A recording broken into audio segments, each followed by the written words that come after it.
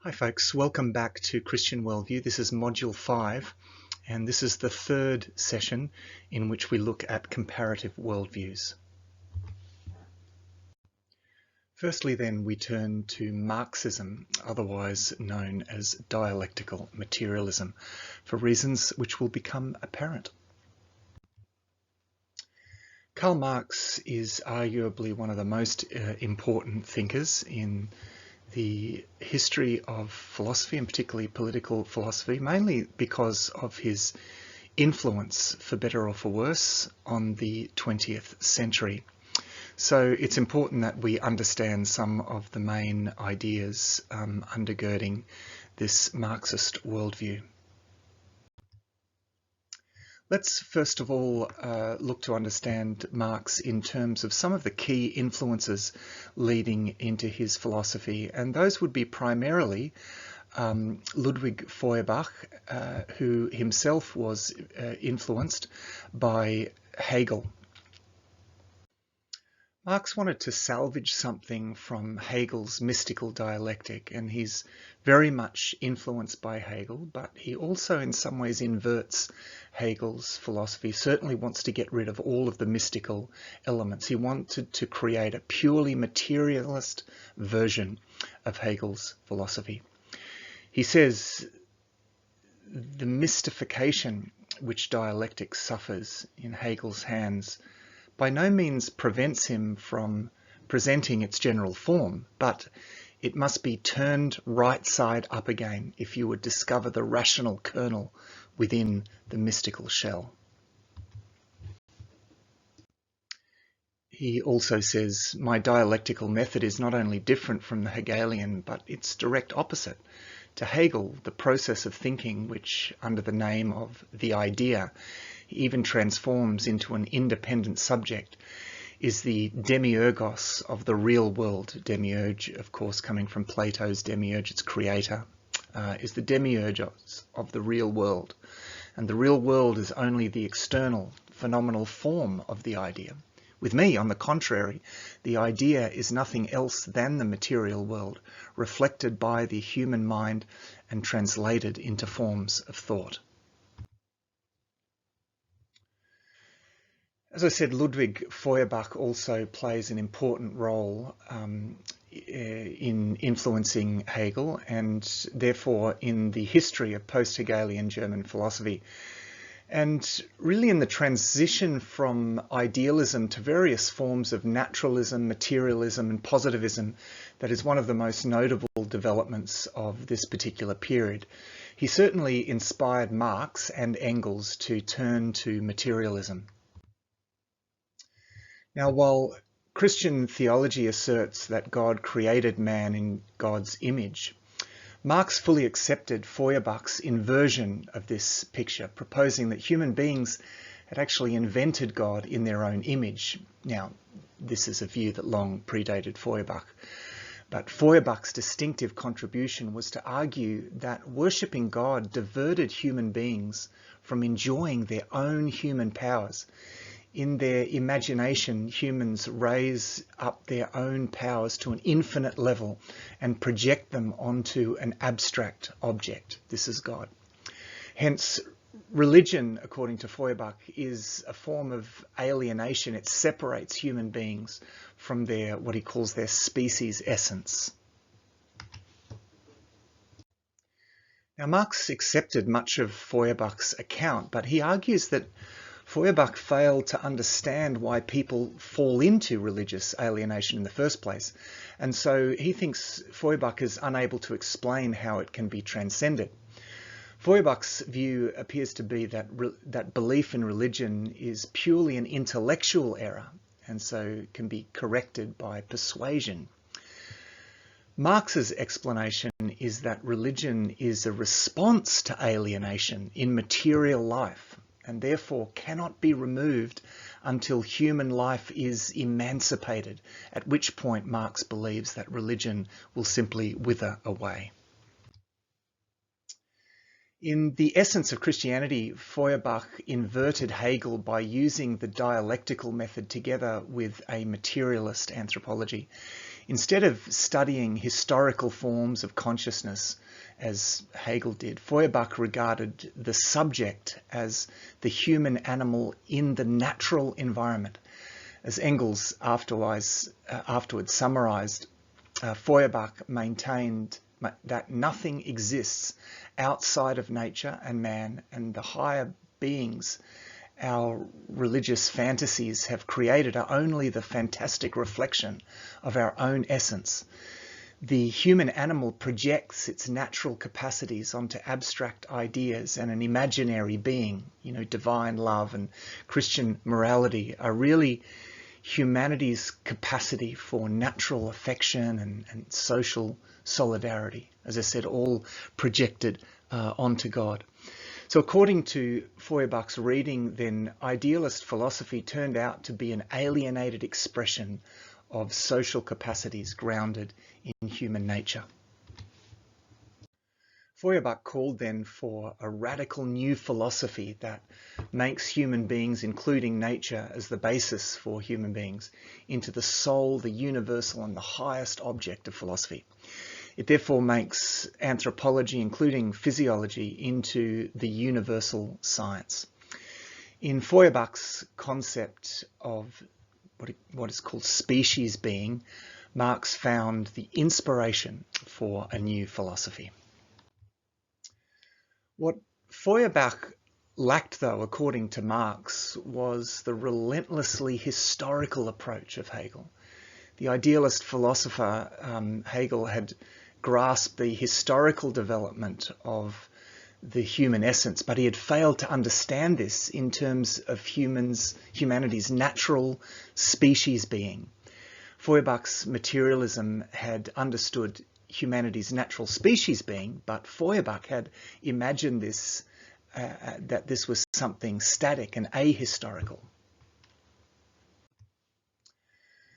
For Marx, the idea that human beings are natural animals who must satisfy basic needs through the collective transformation of the natural environment in order to generate their material conditions of existence has revolutionary implications. The human being, according to Marx, is a labouring animal whose species being consists in the social transformation of the natural world. So Marx says that labour is the essence of man. It is by labour that human beings actualise themselves as they change their environment and then as their environment changes them. Labour is both generated by human species being and in turn forms that species being as a historical product. Furthermore, labour is collective and therefore it is social. The human being, says Marx, is in the most literal sense a zoon politikon in Greek. That means a social political animal. Not merely a gregarious animal, but an animal which can individuate itself only in the midst of society. Production by an isolated individual outside society is as much an absurdity as the development of language without human beings living together. In his book, Understanding Marxism, Jeffrey Boucher says this: to summarise, social labour by this universal animal transforms the natural environment into the material conditions of human society, and at the same time transforms the historical expression of the labourer's essence through the actualisation of human potential.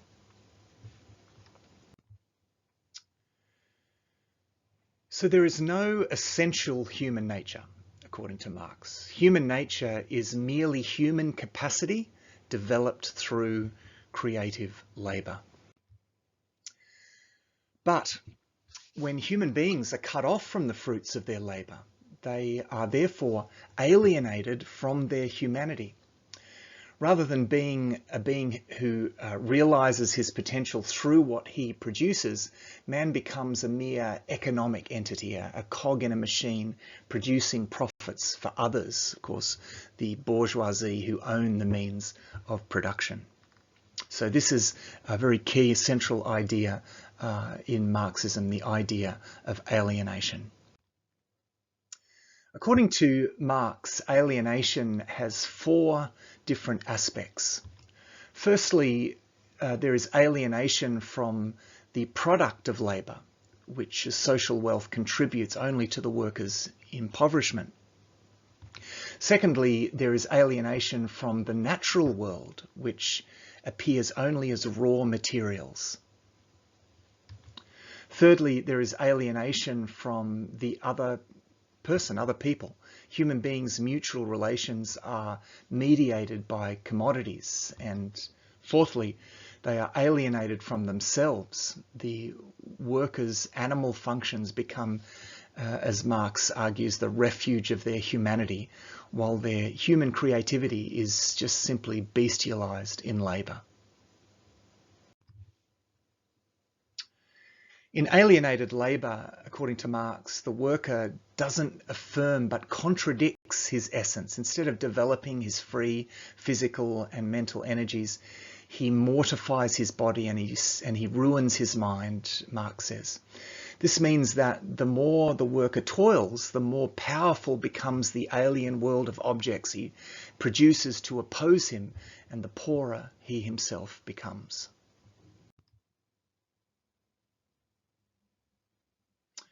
Marx argues that the alienation of labour, the mutilation of praxis caused by the division of labour and private property, is essentially a negation of the labourer's self-realisation as a free and creative individual. So what this means is that capitalism then contains a contradiction, because of course capitalism relies on the labour of the proletariat. So according to Marx, the negation of labour by capital will itself be negated ultimately, because again capitalism contains the seeds of its own demise. And here is where we get to the Hegelian dialectic, the dialectical element of Marx's materialism. There is this thesis and antithesis clash here that we spoke about when we talked about Hegel. So the negation of labour by capital will itself be negated, leading to this ultimate synthesis in Hegelian terms, will itself be negated by the abolition of alienated labour through the elimination of the institution of private property and its enforced division of labour. All that's going to be eradicated as that tension or that contradiction is resolved. That opposition between the thesis and antithesis will be resolved ultimately in communism, according to Marx. This then will be the final stage in a dialectic which, according to Marx, following Hegel, has constituted history itself. So again, like Hegel, Marx sees history as a conflict between opposites, thesis, antithesis, always resolving itself into a higher synthesis. So you have, first of all, this conflict between the state of nature in tribal societies, situations of tribalism, where you have people warring against each other in that state of nature. This then leads to the creation of empires, but within empires you've got barbarians. So even within empires, as Hegel argued, within every thesis contains the seeds of its own contradiction. And so empire in the ancient world contained essentially the seeds of its own demise, as the Roman Empire did with the barbarians in their midst. And this is a situation of slavery. Of course, the empire just enslaves the barbarians, so that might becomes right in the situation of empire. This then resolves up into a new kind of conflict, situation of feudalism, where you have this conflict between landed aristocracy and the bourgeoisie. Here, property comes to the centre. Property becomes a right. This is feudalism. This conflict resolves itself up into the bourgeois democracy. So, the landed aristocracy previously had this absolute right over the land that was challenged by an emerging middle class, and so you get this sort of bourgeois democracy. But of course, within this, and this creates capitalism essentially. Where you get this conflict between the bourgeois class and the proletariat, the working people. And you get this situation of capitalism, and ultimately for Marx this is going to resolve itself into communism. And then to come back to Jeff Butcher, and most of the material, the way that I've worked through this today has been based on Butcher's explanation, which is a very clear and very useful one. He says here, communism is a hypothetical condition of a worldwide society characterized by the achievement of material abundance within which production would happen according to the abilities of each individual and distribution would happen in line with the needs of every person. Here is a very brief but useful summary of the Marxist-Leninist worldview. Having disposed of God, Marx concluded that dialectical materialism was the only philosophy for understanding the world. He believed in materialism. Materialism says that what is seen in nature is all that exists. And because nature is made up of matter, that is all there is to the real world. Man is simply matter in motion and nothing more.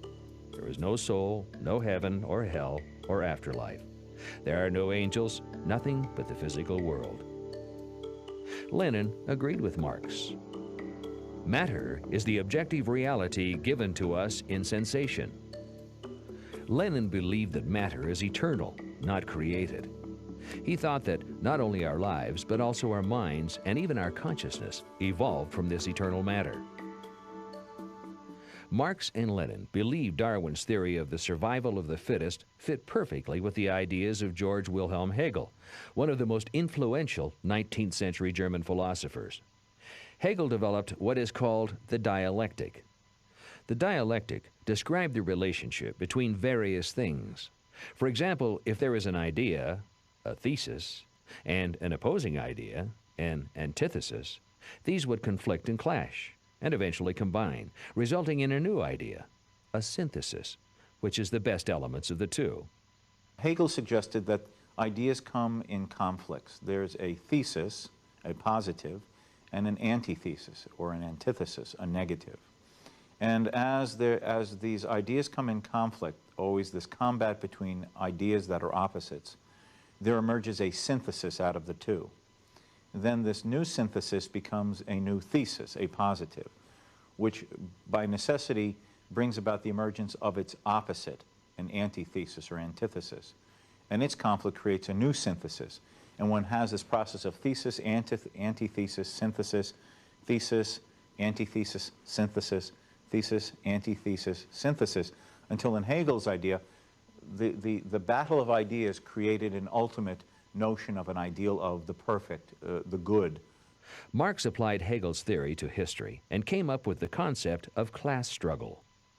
Ruling classes and oppressed classes conflict and combine over time, eventually leading to the perfect synthesis of the classless society.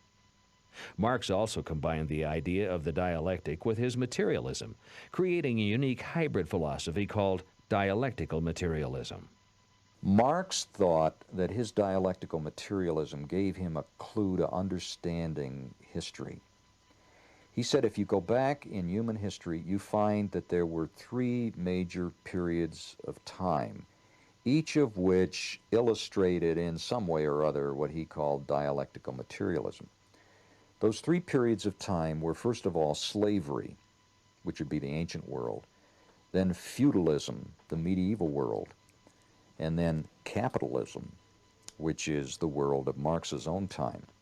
Now, during each of these three periods of history, there was a struggle between two groups of people. That's the dialectic, see, struggle, conflict. Lenin also adapted these ideas, believing that Marx first turned the dialectic right side up and then made it his own. Dialectical materialism says that all of life is constantly evolving, but this evolution results from the clash of opposing forces. Engels. Nature is the proof of dialectics. All nature, from the smallest thing to the biggest, from a grain of sand to the sun, from the protozoa to man, is in a constant state of coming into being and going out of being, in a constant flux, in a ceaseless state of movement and change. But how do these changes come about? Marxists believe that nature acts dialectically, that change does not take place in a series of straight lines, but in a series of advances and retreats. It's like driving a nail. You don't raise a hammer, bring it crashing down, and keep pushing. When the blow has spent itself, you raise the hammer and hit the nail again. The withdrawal of the hammer is just as important as its downward thrust. By applying this principle to change in society, Marxist-Leninists believe that retreat is just as important as advance. They move away from a goal in order to surge toward it later. The communist strategy is to build up extreme pressure and then withdraw, relieving the tension. And it is during this calm period, when others' defenses are down, that the communists are most likely to get what they want.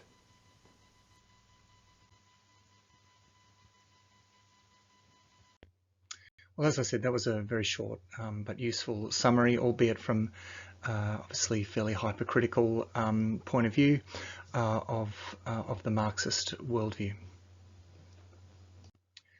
The next of the atheistic worldviews that we're going to look at, again one that has been very influential, is the Nietzschean worldview that I'm going to refer to as Nietzschean nihilism. For Friedrich Nietzsche, and those are his dates there, there's no objective order or structure in the world except what we give it. So penetrating the facades, buttressing convictions, the nihilist discovers that all values are baseless and that reason is completely impotent. Well, Nietzsche's philosophy grows out of a sort of post-Darwinist worldview. Evolution as an explanation for the origin of the species had been long considered, actually since Empedocles in the sort of around 490 to 430 BC. Most people up to Nietzsche's time believed that natural processes were guided by some overarching purpose or telos.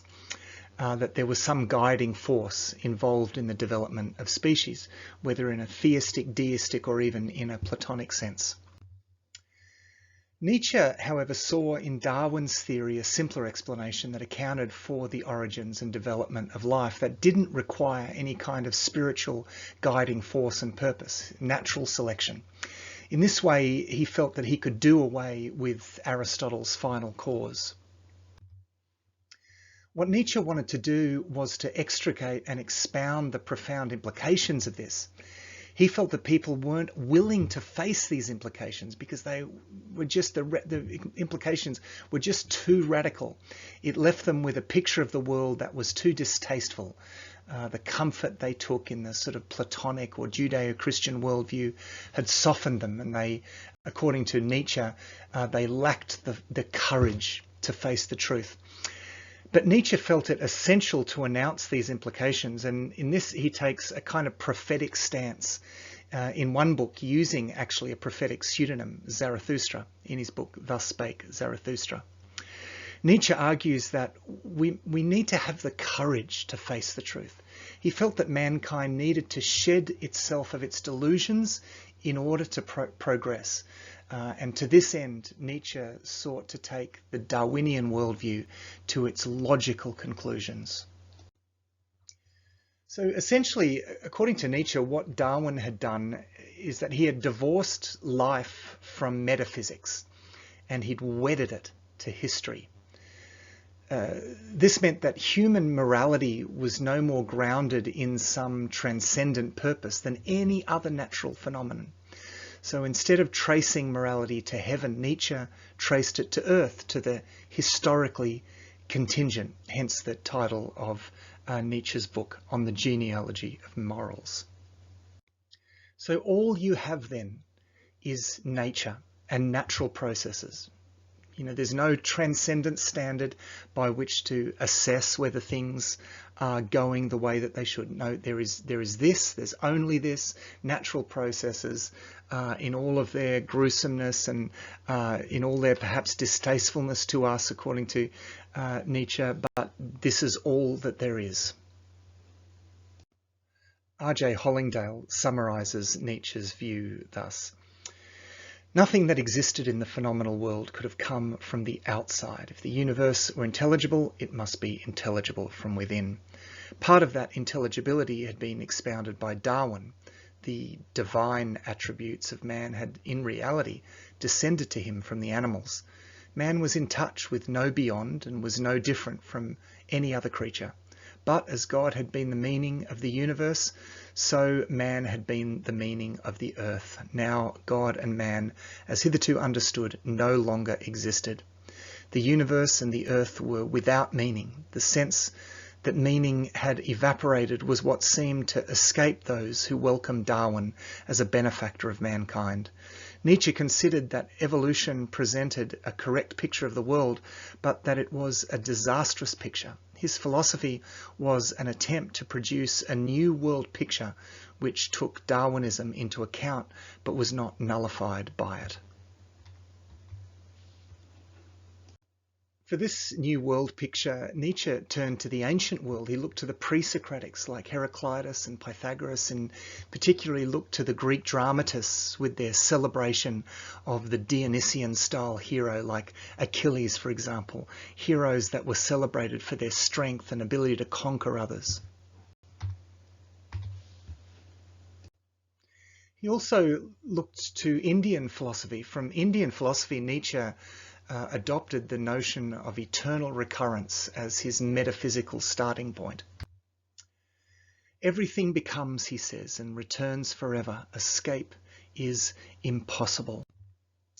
Everything goes, everything returns. The wheel of existence rolls on forever. Everything dies, everything blossoms anew. The year of existence runs on forever. Everything breaks, everything is joined anew. The same house of existence builds itself forever. Everything departs, everything meets again. The ring of existence is true to itself forever. Now, we've already seen something like this idea in Stoicism following Zeno of Citium. The Stoics taught that we should learn to accept and even will what is the case, in the understanding that it cannot be any other way and it will always be this way. So Nietzsche sort of picks up on a similar idea. However, he would have spurned the idealism and the moral teaching of Stoicism. Nietzsche's notion of eternal recurrence is based in the logic that the universe is finite and therefore every combination of circumstances is going to recur. So in other words, because there's only this and this is going to recur again and again and again, we have no other choice but to accept things the way that they are. Nietzsche refers to eternal recurrence as the highest formula of affirmation that is at all attainable. So also Nietzsche argued that if everything that is will eternally recur, then we must, of course, stoically accept and come to terms with what is the case. We need to gain strength to will what is without retreat into some otherworldly fantasy. We must existentially affirm existence, that is reality as it is. There's no other universe to retreat into. What is the case must be the case and will always be the case. As we saw, Nietzsche affirms a view of life based on an evolutionary worldview with natural selection at its core. This is life. This is reality. There's no other system than this one. Life is survival of the fittest. And it is essential to the progress of life that the fittest do survive and that the weaker ones die out. So Nietzsche wants to recover the classical ideal of the strong hero, of virtue, of justice as the will of the strongest man. And in the discussion in Plato's Republic, discussion between Socrates and his interlocutors. One of Socrates' interlocutors there posits this idea that justice is the will of the strongest man as a serious, as a serious view. Now, to us, that just seems ridiculous, but this was a serious view of justice in the ancient world, and actually Nietzsche wants to recover this. In particular, Nietzsche speaks of the will to power. The world itself, he says, is the will to power and nothing else. And you yourself are the will to power and nothing else. The will to power for Nietzsche is the inner life force in all human beings. It's what drives us forwards. It's what causes us to realize our potential as a species. It drives the whole process of survival of the fittest, that we would want to preserve our own. It's the will to power becomes really the life force. It causes all things to progress. So he thinks that it is essential for the progress of the human species, and in fact every other species, that the will to power have full expression and not be stifled or condemned. It needs to be affirmed. The strong must prevail over the weak for Nietzsche. In other words, life means the suppression of the weak and the prevalence of the powerful. He says the strongest and most evil spirits have so far done the most to advance humanity. Life, he says also, is essentially approbation, injury, overpowering of the strange and weaker, suppression, severity, imposition of one's own forms, incorporation, and at the least and mildest, exploitation. This is essential to the unfolding of life. He goes on, exploitation does not pertain to a corrupt or imperfect or primitive society. It pertains to the essence of the living thing as a fundamental organic function. It is a consequence of the intrinsic will to power, which is precisely the will to life. What is life? He goes on to say, life that is continually shedding something that wants to die. Life that is being cruel and inexorable against everything about us that is growing old and weak, and not only about us. Life that is then being without reverence for those who are dying, who are wretched, who are ancient, constantly being a murderer, and yet old Moses said, "Thou shalt not kill." And so, it's interesting then, in the early 20th century and then famously into the Nazi regime, the practice of positive eugenics and wanting to sort of cleanse the race. Some of these ideas come from Nietzsche. Well, this brings us to what Nietzsche sees as the real problem. Now, he doesn't talk of good and evil, but he does want to diagnose there being something wrong with the world in a sense. He sees that human progress has been halted. It's been stifled primarily by the Judeo-Christian faith and the Judeo-Christian morality that denounces the proud and strong and that celebrates weakness. He thinks that this is the main problem with the world right now. The progress of the species, Nietzsche thinks, depended on the prevalence of uniquely strong individuals who prevailed and killed off the weaker ones. This can be extended to racial predominance. Certain people groups were stronger than others and wiped out the weaker groups. In this way, according to Nietzsche, the human species evolved by this kind of natural selection, all driven along by this will to power. Those in whom the will to power is the strongest are the ones who prevail. And so life in this way gains momentum. Nietzsche imagines that the weak masses of humanity who were being oppressed and exploited by the strong hated their lot and resented the strong so much that they invented a God who stood over the strong on behalf of the weak. They also then invented an afterlife in which there would be a judgment, and they invented a heaven into which the weak could go and escape this world of endless oppression and suffering, while the strongest would suffer in hell. Hence, they also invented, according to Nietzsche, they invented good and evil, an objective, otherworldly, sort of Platonic style ideal standard by which the weak could condemn the strong. So the divine commandments, effectively outlaw all the attributes of the strong and the expression of the will to power. So the will to power itself is, in a sense, the ultimate sin. And it's interesting from a Christian point of view, the way that Nietzsche describes the will to power is actually exactly what the Bible recognizes as sin. Sin, however, for Nietzsche, in its deepest sense, as autonomy and independence, is the will to power, and actually for him, it's a good thing. It is the vital life force in human beings that keeps us progressing as a species. So the herdmen, as he calls the sort of weak, the masses, had managed to turn everything on its head by the invention of God, and with him the very concepts of good and evil. Apart from God, there is no good and evil because there is no otherworldly standard. There's only the process of life here and now as it recurs eternally. Morality, according to Nietzsche, is the invention of the herdsman, a tool to condemn the strong and keep them bound by the creation of moral conscience. Under the terms good and evil, then the will to power is suppressed. This is the whole problem with the world, according to Nietzsche. This, according to Nietzsche, is going to have disastrous consequences for the progress of humanity. If the will to power is life, then we must promote life and allow it its full expression.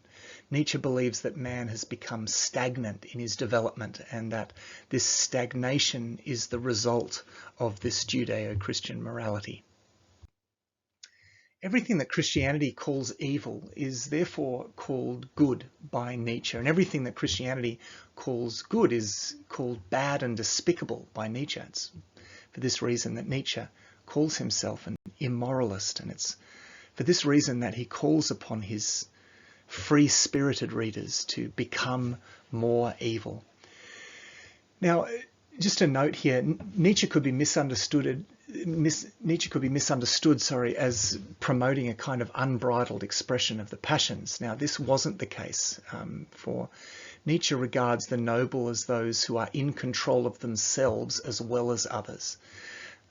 Nietzsche disapproves of the practice of cruelty for the sake of cruelty, although this does seem to contradict himself at points. For example, in one place he says that to practice cruelty is to enjoy the highest gratification of the feeling of power. Furthermore, he's also not averse to the idea of giving to the less fortunate. What he condemns is giving out of a sense of pity. Nietzsche sees pity as identifying oneself with the weaker. It means, therefore, despising one's own strength, and therefore life itself. So a truly noble man could help the poor, but his action should arise out of a sense of his own superfluity of power. So while Jesus said, "Blessed are the meek," Nietzsche replies, no, that which is falling should also be pushed. Nietzsche sees himself in a kind of prophetic role to announce the truth to those who can handle it. Nietzsche thinks that science has already uncovered this truth. Science, according to Nietzsche, has shown the idea of God to be defunct. He refers to this historical step as the death of God. Science has killed God, but humanity, according to Nietzsche, is yet to face the consequences of this. Nietzsche feels that it's going to take time for humanity to have the courage to face this truth, since the human race has been cushioned inside a delusion for so long. Now that humanity is freed of the delusion of theism and morality, though, the lid that kept humanity down is essentially removed, And Nietzsche believes that the strong can now emerge, can now begin to emerge. Now the wheels of natural selection and evolution of the human species can begin to turn again. And Nietzsche believes the result will be the emergence of what he calls the Übermensch. This is Nietzsche's Antichrist. He says that one day the Übermensch will look at us in the same way that we look at the apes. So it's this supremely evolved, the Übermensch means the overman in German. And so there's this idea that we're going to keep evolving to the point where one day the Übermensch will look at us the way that we look at the apes. So Nietzsche says, God has died, you higher men, this God was your greatest danger. Only since he has lain in the grave have you again been resurrected. God has died, now we desire that the Übermensch shall live. He says, what I relate is the history of the next 2 centuries. I describe what is coming, what can no longer come differently, the advent of nihilism. For some time now, our whole European culture has been moving as toward a catastrophe, with a tortured tension that is growing from decade to decade, restlessly, violently, headlong, like a river that wants to reach the end. Another form of nihilism that arose in the 20th century, particularly in the 60s, is existentialist nihilism, and we're going to take a few moments to have a look at this. Jean-Paul Sartre's defining proposition for the movement, existence precedes essence, essentially rules out any ground or foundation for establishing an essential self or a human nature. There's no human essence. There's no sense of what we're meant to be. There's no ideal humanity in that Platonic sense. He argues that when we abandon illusions, life is revealed as nothing. Nothingness then is the source of not only absolute freedom, but also a kind of existential horror and emotional anguish. Nothingness reveals each individual as an isolated being thrown into an alien and unresponsive universe, barred forever from knowing why, yet required to invent meaning. Life is characterized by absurdity. So Sartre famously says, we are condemned to be free. There's this sort of dread that human beings experience in the absolute freedom to create for themselves who they will be. Human beings, he thinks, naturally sort of retreat into an inauthentic or self-deceived form of existence. They cage themselves into, sort of morality cages, and he thinks that there are a number of different ways in which human beings try to escape from their own absolute freedom, in order to avoid the sheer responsibility of making themselves, and they rest in a way in sort of groups and ideals and so forth. Another one of these existential nihilists, and someone who is very much within Sartre's circles, is the philosopher and novelist Albert Camus. According to Camus, men impose meaning and rational structures upon the world in order to be able to sort of cope with life. In this book, a very famous book, The Outsider, Camus has this character, Meursault, who kind of lives outside of those institutions. He doesn't react. Meursault's universe has no meaning. This is my summary of the novel. It's not a rational universe. Meursault himself reflects this in that he doesn't seem to have any sense, any second-order desires. He only has first-order desires. He lives by physical impulse without any greater sense of guiding rationale for his choices. He doesn't reflect upon his existence. He just exists in a way that is ambivalent to anything beyond his immediate impulses. There's a sense of passivity in his existence too. He's being carried along, as it were. There's no intentionality in his life. He just follows his impulses without any interest in where they're leading him. Since there's no standard against which to judge his decisions, there is no measure to compel him to think objectively about his life. And so Mousseau just lives in this immediate subjective way, following his impulses. And that's what I mean by first order desire. First order desire is just your immediate impulse. A second order desire is one where you say, well, is this the sort of person that I should be, for example? Well, for Mousseau, he's just going to be who he is. He's just going to give direct expression to his impulses. So this for Camus is a more authentic way to live. In his book, The Myth of Sisyphus, Camus argues that we build our life on the hope for tomorrow, yet tomorrow brings us closer to death and is the ultimate enemy. People live their lives as if they were not aware of the certainty of death. Once stripped of its common romanticism, the world is a foreign, strange and inhuman place. True knowledge is impossible, and rationality and science can't explain the world. Their stories ultimately end in meaningless abstractions, in metaphors. This, according to Camus, is the absurd condition, and from the moment absurdity is recognized, it becomes a passion, the most harrowing of all.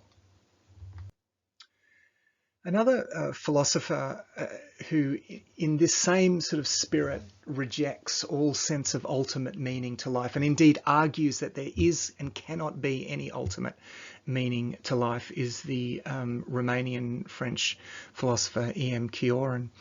And this is where you get pretty dark at this point. You know, he's like this kind of radical Nietzschean nihilist philosopher that essentially argues that in some sense it's better to never have been born, essentially. So this is, I mean, the thing that is interesting about this sort of work is that he is trying to take some of these ideas to their logical conclusion. You know, he says man starts over again every day in spite of all he knows, against all he knows. He even says, you know, it is not worth the bother of killing yourself, since you always kill yourself too late.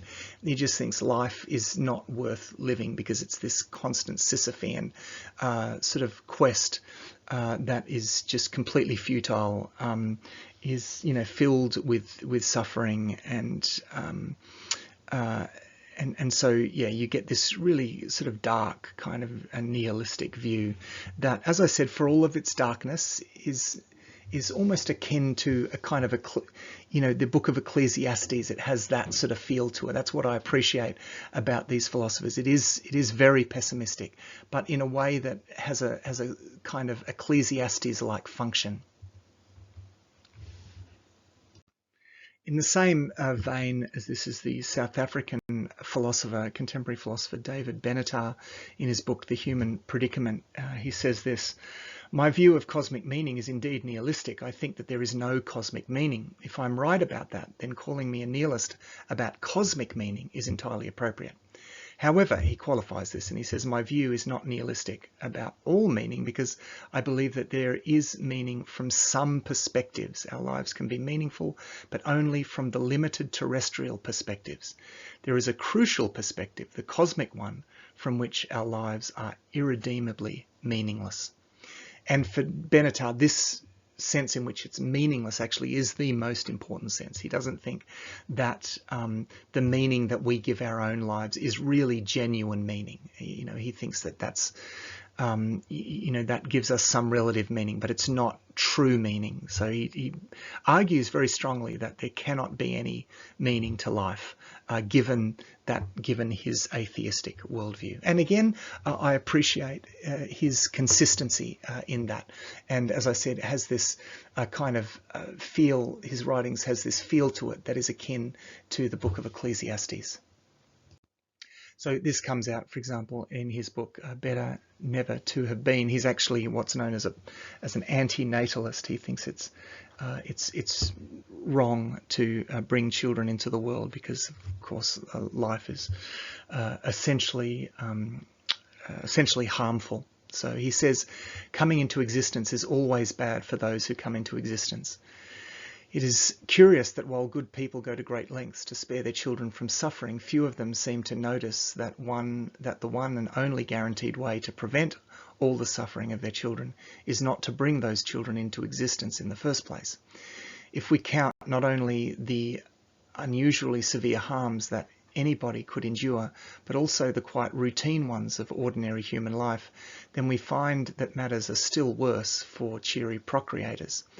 It shows that they play Russian roulette with a fully loaded gun, aimed, of course, not at their own heads, but at those of their future offspring. So again, this is, it's very dark and sort of pessimistic philosophy, but it is consistent. Again, it is consistent, I think, with their atheistic worldview, and that's what David Bennett is trying to do, trying to be consistent with his worldview, and as I said, has that sort of ring of Ecclesiastes about it.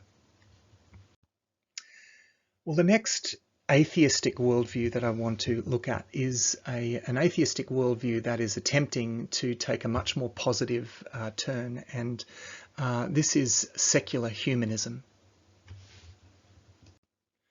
Secular humanism is a fairly comprehensive worldview. It touches every aspect of life, including issues of values, meaning, and identity.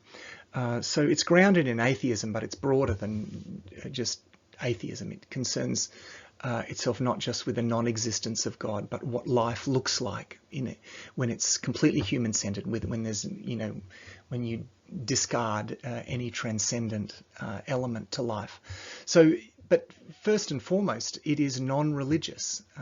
Secular humanism espouses no belief in a realm or beings imagined to transcend ordinary experience. So there is just this here and now. It holds, secondly, that nature, the world of everyday physical experience, is all there is, and that reliable knowledge is best obtained when we query nature using the scientific method. Naturalism asserts that supernatural entities like God don't exist, and they warn us that knowledge gained without appeal to the natural world and without impartial review by multiple observers is unreliable. Thirdly, secular humanism provides a cosmic outlook, a worldview that grounds our lives in the context of our universe and relying on methods demonstrated by science. Secular humanists see themselves as undesigned, unintended beings who arose through evolution, possessing unique attributes of self-awareness and moral agency. Fourthly, then, secular humanists take a consequentialist approach to ethics. Ethics that they believe must be consequential, that is, it has to be judged by results. This is in contrast to so-called command ethics, in which right and wrong are defined in advance and attributed to divine authority. A famous, essentially humanist, Sam Harris, says this in his book, The Moral Landscape. He says, meaning, values, morality, and the good life must relate to facts about the well-being of conscious creatures, and in our case, must lawfully depend upon events in the world and upon states of the human brain. Rational, open-ended, honest inquiry has always been the true source of insight into such processes. Faith, if it is ever right about anything, is right by accident. Michael Ruse, another humanist in this book, A Meaning to Life, seeks to recover a sense of meaning in contrast to the nihilistic view that we've just looked at. Again, taking this more positive approach, Michael Ruse says this. He says, meaning for the evolutionist is found in the upward rise of the history of life, monad to man. We humans are in some objective sense the winners, the top of the tree, of more value than other organisms. This is a function of many things, but our minds, our consciousness, our intelligence are the all-important factors. We are in some sense more complex than other organisms. This complexity in some way plays itself out by making us thinking beings with an ability to understand our world and with our own powers of choice of deciding between good and evil. This readily translates into prescriptions. In the biological world, we are to keep up the evolutionary process, at least not letting it decline and perhaps helping it ever upward. In the social realm, for remember that biological progress is a child of cultural progress, we are to make for a better society for one and for all. Well, there are other accounts like this, and even with the last quote, you can see potentially there's some issues with that, and there are plenty of holes and inconsistencies in that. And even though it's more positive, I do think that the darker and more pessimistic views of David Benatar and Emile Cioran are a little bit more consistent with their atheism. But a couple of sort of positive humanist writings here is Philip Kitcher's Life After Faith, Case for Secular Humanism, and Steven Pinker's Enlightenment Now, which is a case for reason, science, humanism, and progress. Well, the next view that we're going to look at is postmodernism. And this is a view that emerges in the second half of the 20th century and has had a lot of impact on our own time. Well, there are a few different starting points that we could take with postmodernism, which is a little fluid and kind of hard to pin down, but let's talk a little bit about Jacques Derrida. One of the key problems for Derrida is the problem of language. In the 20th century, language comes to the center of philosophy and the role that language plays. According to Derrida, language doesn't represent reality accurately and objectively. Derrida focuses his attack on a notion fundamental to the Western intellectual tradition that he terms logocentrism. Words, in other words, logos, where it gets logocentrism from the Greek word logos. Words have assumed center stage in Western theories of speech and writing as the reliable vehicles of meaning and truth. There has been considerable confidence in the human mind to ascertain the nature of objective reality and to communicate its essence through the medium of words. This entire Western metaphysical tradition, classical, medieval and modern, with its confidence in language to mimic or imitate reality truthfully, is the very thing that Derrida seeks to overturn. He remains unconvinced that human beings can access reality linguistically, or that knowledge of a pre-linguistic, pre-conceptual reality is even possible. This is what leads Derrida to this agenda known as deconstruction. Since a worldview is made up of a unique semiotic system, it's like a language game. We use words to sort of construct and describe our worlds. Deconstruction then aims at language, and it casts serious doubt about the ability of language to represent reality accurately and objectively. Deconstructionists like Derrida want to show how difficult it is to actually tell the truth. So worldviews, once deconstructed, are reduced to a self-referential system of linguistic signifiers dispossessed of any authentic metaphysical, epistemological or moral import. Nietzsche had already said there are no facts, only interpretations. We give our worlds their meaning. We don't, when we speak of reality, we're not really referring to facts as such. We're trading in our interpretations of those facts. Derrida points out that language itself is not a neutral instrument. It carries within itself the logic of the institution or culture that created it. It's It's a little bit like, playing, say a modern pop song, playing that on a sitar. If you play it on a sitar, the sitar is going to make it sound like a traditional Indian tune, even though the tune that you're trying to play is maybe a modern pop song. So this sense that language is very similar as an instrument. It carries something of the logic of the institution that created it.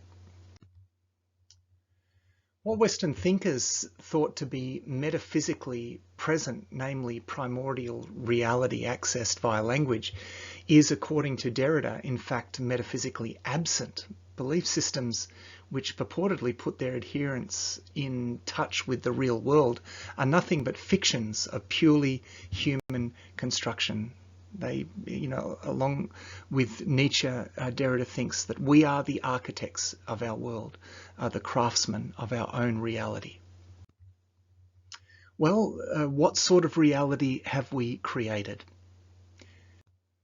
Well, to answer that question, we turn to another very prominent postmodern thinker, Michel Foucault.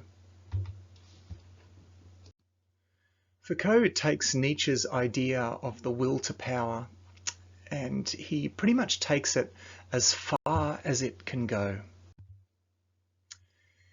Human beings, he thinks, are trapped within language structures and knowledge regimes designed essentially to keep people in subjection.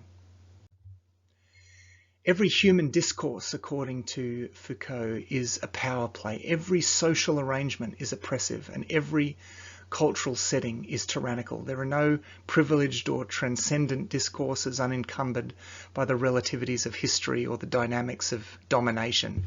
The world is suffused with the will to power, and no social relationships are uncorrupted by it. If anything exists, according to Foucault, it cannot be thought about or apprehended by humanity. Even if it can be apprehended, it cannot be communicated. And even if it can be communicated, and it is communicated in discursive practices that are always in the interest of the strongest party. So Foucault combines this Nietzschean perspective also with a kind of radical Marxist perspective. Karl Marx had said, "The ideas of the ruling class are in every epoch the ruling ideas." That is, the class which is the ruling material force of society is at the same time its ruling intellectual force. The class which has the means of material production at its disposal has control at the same time over the means of mental production, so that thereby, generally speaking, the ideas of those who lack the means of mental production are subject to it. The ruling ideas are nothing more than the ideal expression of the dominant material relationships. The dominant material relationships grasped as ideas. But this power game isn't just in class struggle. Foucault moves beyond Marxism. He rejects that meta-narrative. He thinks that the power struggle pervades every social institution, even within different classes. We are all complicit. We're all playing the power game all the time in everything, according to Foucault. In his book, Madness and Civilization, Foucault argues that madness was invented essentially in the Age of Reason. He critiques the social and linguistic construction of madness. Foucault wants to critique and delegitimize any discourse that claims to be grounded in nature. So many things are said to be natural, whatever nature is, which Foucault of course finds problematic. But in fact, it's socially constructed, he thinks. The category of madness as a diagnosis may seem to be aimed at human well-being and care, but according to Foucault, it is in fact the imposition of a certain kind of coercion. It is the imposition of the will to power of one element of society on another element of society. A quote here from Madness and Civilization. "The asylum reduces differences, represses vice, eliminates irregularities. It denounces everything that opposes the essential virtues of society. The asylum sets itself the task of the homogeneous rule of morality, its rigorous extension to all those who tend to escape from it. In one and the same moment, the asylum becomes an instrument of moral uniformity and of social denunciation.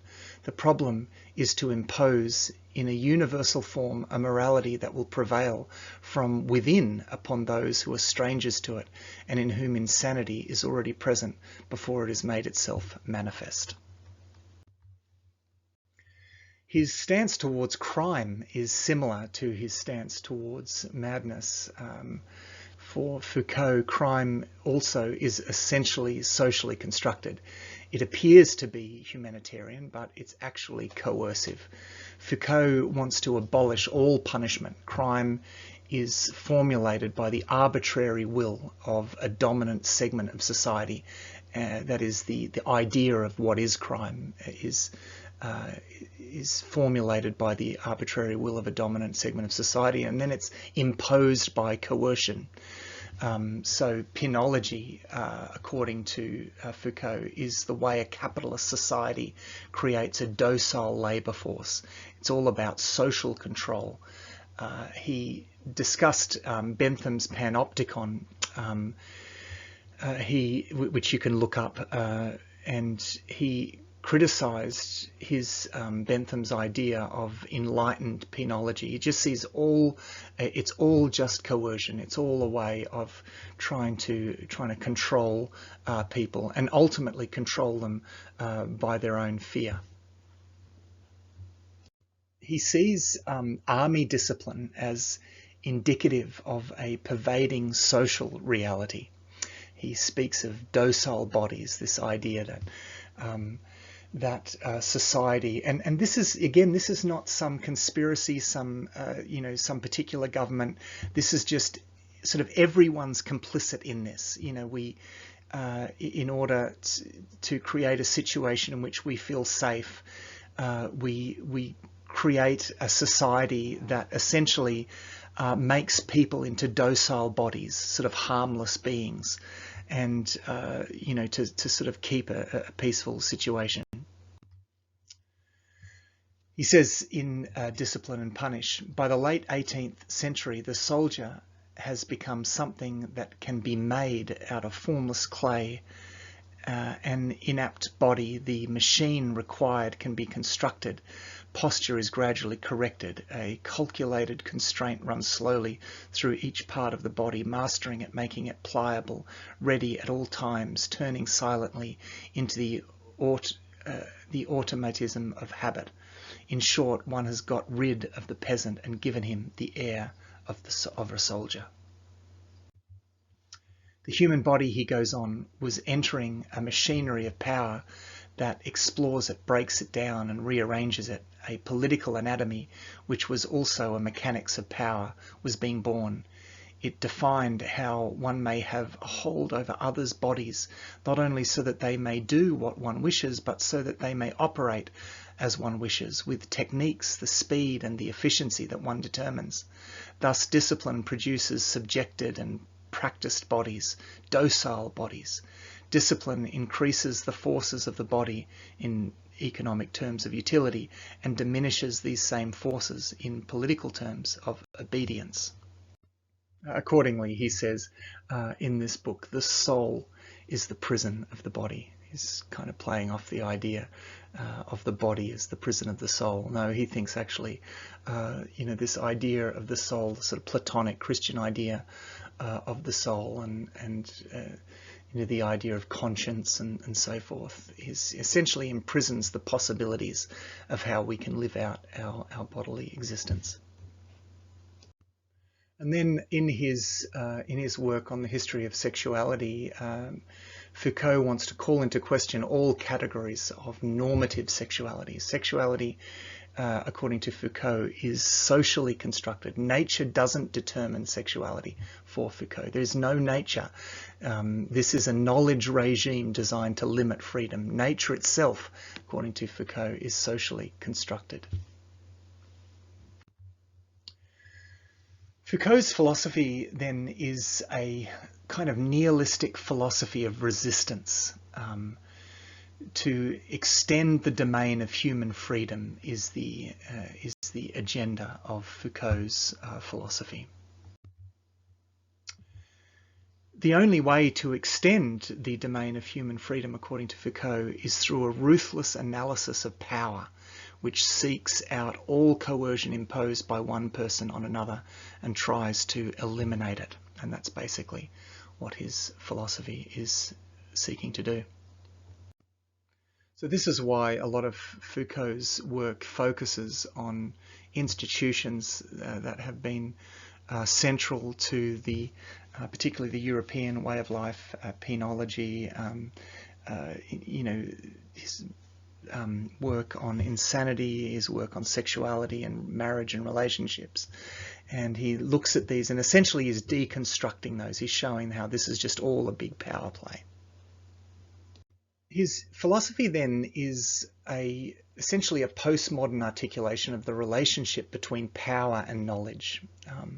The way the world is spoken about, categorized and understood is an artificial human construction. So flowing from what we said about Derrida, the way that we speak about the world, the way that we categorize things, the way that we depict things institutionally and sort of frame the world. It's all an artificial human construction. It's all part of this big power play, and so there's this relationship between power and knowledge.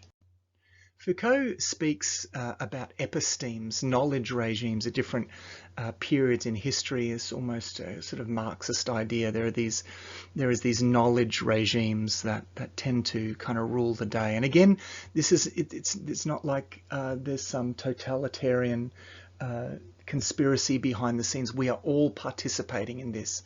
We're all part of this. And we create these knowledge regimes. So this is a little bit like, if you remember, Hegel's phases of Geist. Well, Foucault's epistemes are a kind of parody of this.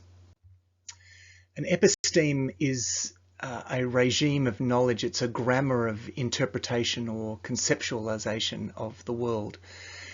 It's a grid placed over reality which imposes its own pattern. It highlights some things at the expense of others. It's a reigning paradigm of knowledge. The historical movement from one episteme to another isn't organized in any way, not like Hegel's idea of Geist. It is in some ways, as I said, a parody of Hegel's phenomenology of Geist. For Hegel, the transition from one phase of Geist to another is necessary and it has a logic to it. Well, that's not the case for Foucault. The transitions from one episteme to another are completely arbitrary. There's no internal logic. Foucault emphasizes disjunction rather than continuity in historical movement. Well, that's a brief look at some of the major and most influential atheistic worldviews, and that concludes our survey of various comparative worldviews. We are, however, in the next session going to take a closer look at our secular age and the characteristically secular way of thinking that is very much characteristic of our culture. That's in the next module.